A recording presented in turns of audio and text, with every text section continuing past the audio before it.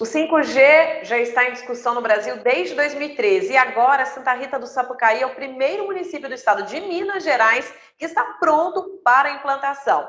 O Ministério das Comunicações fez na última semana o leilão do 5G para determinar a tecnologia a ser implementada em todo o país. Inclusive, em evento no qual participa nesta semana, o ministro das Comunicações destacou que o Brasil é o pioneiro no 5G na América Latina. O responsável por toda essa tecnologia é o Instituto Nacional de Telecomunicações, o Inatel, que tem parceria não só com o Ministério, mas também com muitas instituições. E agora a gente vai conversar, inclusive, com quem está junto nesse projeto do 5G na instituição, o gerente executivo de treinamento e consultoria do Inatel, Fred Trindade. Olá, Fred. Tudo bem, Nayara? Tudo bom. Bem, nessa semana vocês receberam essa notícia de que Santa Rita está entre os 19 municípios brasileiros aptos, né, a participar implantando já o 5G. Como isso vai funcionar? Nayara, bom, antes de mais nada, eu acho importante a gente destacar que Santa Rita tem muita vocação nessa área de ICT, né?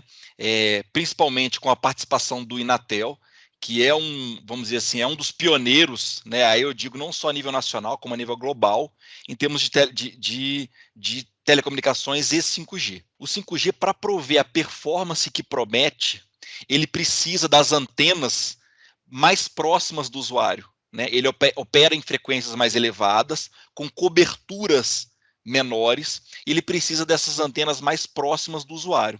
Então, em função disso, você não vai ter mais, no caso do 5G, aquelas torres que ficam bastante altas, né, nos topos das montanhas, nada disso. Você começa a ter pequenas antenas por exemplo, em fachadas de prédios, em postes de iluminação, né, para prover essa cobertura. Então, a lei de antenas dos municípios ela precisa ser alterada para permitir esse tipo de infraestrutura. Né?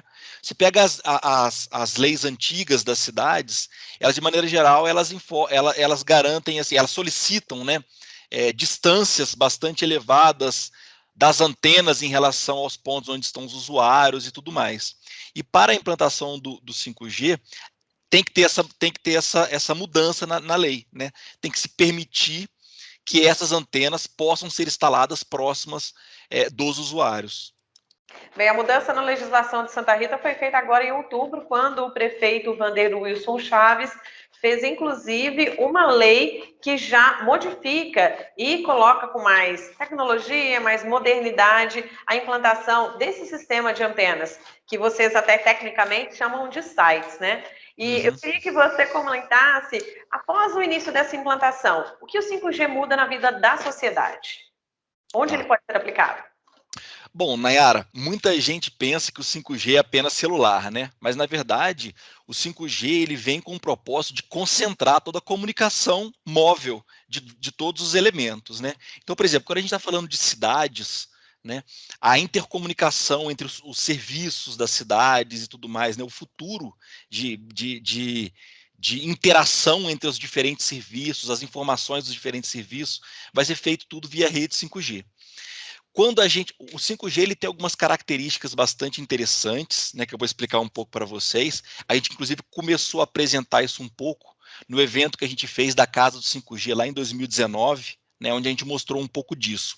Por exemplo, a velocidade dessa rede vai permitir sistemas autônomos, como veículos autônomos, né? Ela vai começar a permitir, por exemplo, a telemedicina, né? A capacidade do médico de fazer uma avaliação de um paciente à distância, devido a essa velocidade da rede.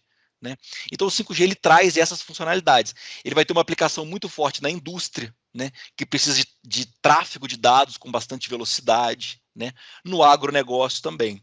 Agora, para que isso tudo aconteça de verdade, muito se tem que fazer ainda no Brasil. Além da Lei Geral de Antenas, né, que tem que ser adaptada em cada município, também tem que ser criadas parcerias para poder capacitar as empresas que vão prestar esse serviço. E o Inatel já tem participado disso? Nayara, o Inatel tem feito uma participação bastante forte. Eu acho que o Inatel ele assume o protagonismo que ele tem, né, nessa área de telecomunicações, principalmente na área de pesquisa do 5G, que o Inatel começou há mais de 10 anos.